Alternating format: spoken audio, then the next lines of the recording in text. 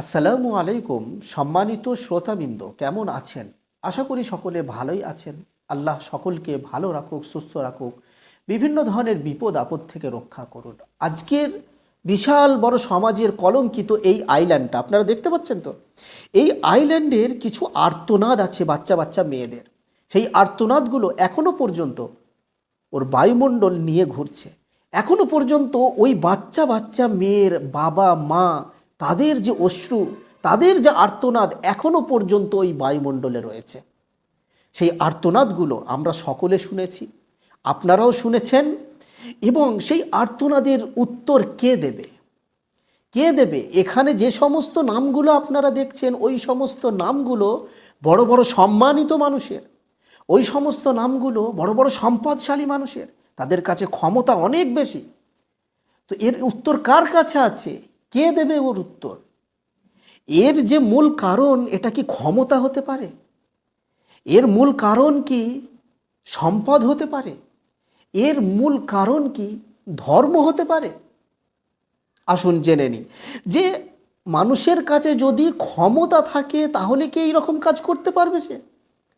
যে একটা সমাজ সেবক, সে টিচার, সে সমাজের সেবা করছে, সে মানবতার কাজ করছে, সেই রকম একটা সমাজ সেবক মানুষের দ্বারাই এই রকম একটা জঘন্যতম কাজ হয়ে যাবে বলে আমরা আশা করতে পারি।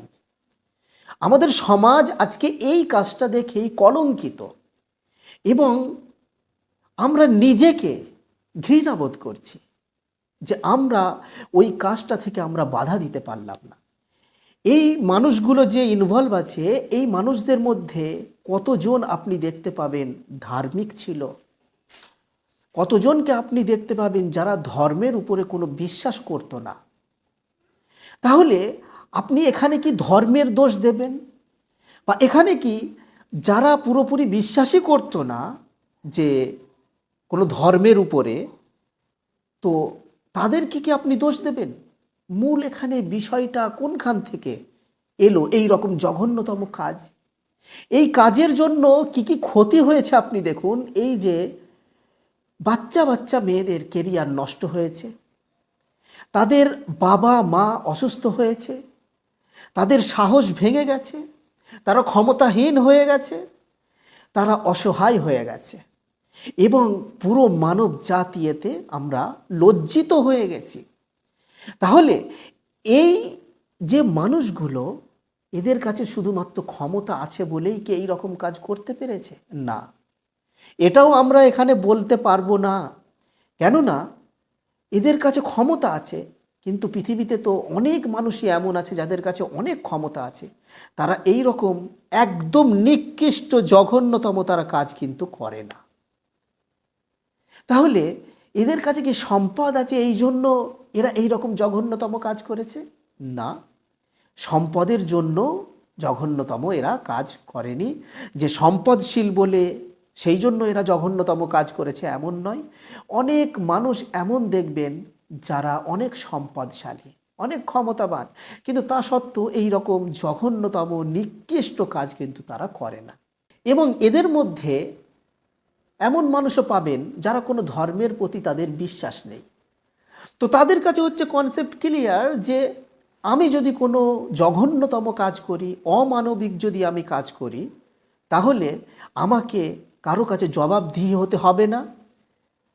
আমার এই যে পাপ, এটা যে পাপ, এটা তো তাদের অন্তরে নেই। এই পাপের যে শাস্তি তাকে ভোগ করতে হবে কারো কাছে গিয়ে, এই রকম তো তাদের কাছে কোনো কনসেপ্ট নেই, কোনো বিষয়ই নেই। তাহলে তারা এটা করে ফেলছে, সেটা তাদেরকে, তাদের কোনো ধর্মই নেই, কিছুই নেই, সেইভাবে তারা করেছে এই জঘন্যতম কাজ। কিন্তু যারা ধর্মকে মানে, যারা ধর্মকে মেনে আসছে, তার রীতিনীতিগুলো, তারা কেন এইভাবে কাজটা তারা করেছে?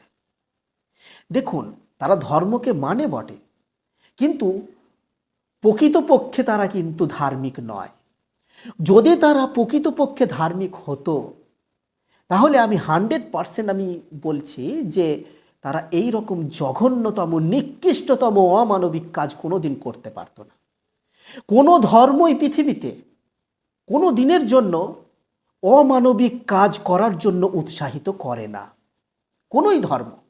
ইসলাম ধর্মের একটা কনসেপ্ট ক্লিয়ার যে যে ব্যক্তি বাচ্চাদেরকে, ছোটদেরকে স্নেহ করে না, তার উপরে দয়া করে না এবং বড়দের সম্মান করে না, সে হচ্ছে এই মুসলমানদের মধ্যে অন্তর্ভুক্ত নয়। এটা আমার কথা নয়, এটা হচ্ছে ইসলাম ধর্মের নবী হজরত মুহাম্মদ সাল্লাল্লাহু আলাইহি সাল্লামের কথা। তাহলে ইসলাম ধর্মের পুরো ক্লিয়ার কনসেপ্ট যে মুসলমান প্রকৃতপক্ষে হতে গেলে তাকে বাচ্চাদেরকে, ছোটদেরকে স্নেহ করতে হবে, তাদের প্রতি দয়া দেখাতে হবে, তাদের উপরে ওই অত্যাচারের মতো, একটা পশুর মতো, জন্তুর মতো আচরণ করা যাবে না। এটা তার ধর্ম কোনো দিনের জন্য বলেনি। এবং ইসলাম ছাড়াও যত ধর্ম আছে সব ধর্মই কিন্তু ওই একই কথা বলছে, কোনো দিনের তারা অমানবিক কাজ করার জন্য বলছে না। তাহলে বলুন, ধর্ম যে আছে, ধর্মের যে রীতিনীতিগুলো আছে, যে পাপ কাজ করলে একজন অসন্তুষ্ট হচ্ছে, মৃত্যুর পরে আমাদেরকে জবাব দিতে হবে, তার প্রতিদান প্রতিফল আমাদেরকে ভোগ করতে হবে, তো এই ধর্মের যে রীতিনীতি সূত্রগুলো যদি আমরা না মেনে চলি, তাহলে এতে কিন্তু ধর্মের কোনো ক্ষতি হচ্ছে না, বরং আমাদের নিজেদের ক্ষতি হচ্ছে। অতএব কেউ বলেছেন যে ধর্ম মানুষকে মানবিকতার শিক্ষা দেয়। সব ধর্মই, কোনো ধর্ম এমন নেই যে মানুষকে অমানবিক করে তোলে, মানুষকে অসহিষ্ণু করে তোলে। কাজেই আমরা এখান থেকে কিছু জিনিসকে আমরা ক্লিয়ার কাট বুঝতে পেরেছি যে অন্তরে যদি আমার সেই ভয় থাকে যে আমাকে সৃষ্টিকর্তা একটা পাপের জন্য আমাকে শাস্তি দেবেন, আমার যদি মৃত্যু হয়ে যায়, তাহলে এই রকম জঘন্য, এই রকম কলঙ্কপূর্ণ কাজ আমাদের মধ্যে কেউ করতে সাহস পাবে না। তো আশা রাখছি আপনারা আমার বিষয়টা বুঝতে পেরেছেন যে আমি কি জন্য এই কথাটা আপনাদের সামনে তুলে ধরলাম। যদি বুঝে আসে, যদি আপনারা উপকার পান, তাহলে আমার জন্য, নিজের জন্য এবং পুরো মানব জাতির কল্যাণের জন্য আপনারা দোয়া করবেন। আসসালামু আলাইকুম ওয়া রাহমাতুল্লাহি ওয়া বারাকাতুহু।